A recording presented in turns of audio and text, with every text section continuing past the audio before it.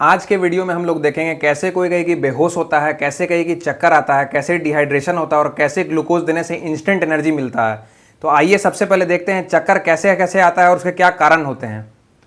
तो चक्कर आने का सबसे पहला कारण रहता है कि ब्रेन में कहे कि ब्लड का फ्लो कम जाना। ब्रेन में जैसे ही ब्लड का फ्लो कमता है, ब्रेन कहे कि एमसीबी की तरह कहे कि ट्रिप कर देता है और आप कहे कि चक्कर खा के गिर जाते हैं। दूसरा कारण होता है अगर आप कहे कि बहुत ज़्यादा कहे कि भाग रहे हैं, दौड़ रहे हैं, मैराथन दौड़ रहे हैं या कोई लंबा रेस दौड़ रहे हैं आप, तो उसमें सबसे पहले क्या होता है, आपका जो ब्लड है वो पैर में एक्यूमुलेट होगा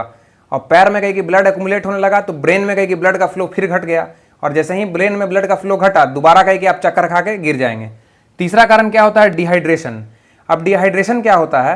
कि बॉडी में कहीं कि मतलब आप धूप में हैं, दौड़ रहे हैं, कहीं कि पसीना चल रहा है आपको लगातार, और लगातार पसीना चलने से क्या होता है ना, बॉडी में कहीं कि ब्लड वॉल्यूम में कहीं कि पानी कम हुआ, फ्लूइड्स कम हुआ, ब्लड का वॉल्यूम घटा, उससे ब्लड का प्रेशर घटा और जैसे ही ब्लड का प्रेशर घटा ब्रेन में जाने वाला कहे कि ब्लड कम गया और ब्रेन में जाने वाला ब्लड कम गया, उससे कहे कि दोबारा से कहे कि चक्कर खा के इंसान गिर जाता है। तो इससे बचने के लिए क्या करना होता है,